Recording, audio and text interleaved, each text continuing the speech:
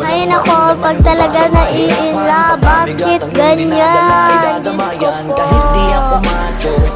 Naiinlove kasi ako, hulaan niyo kung sino yun. Kung sino makahula, siya ang pala.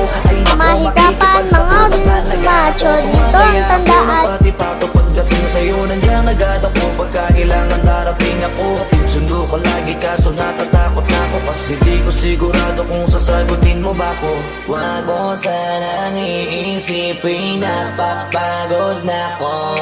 Di ako apurado pero sa'yo ano ba ako? Gusto ko lang kasi makasigurado. Matagal na ba na ako nakita para tanongin? May pag-asa ka ko bakit di pa sagutin?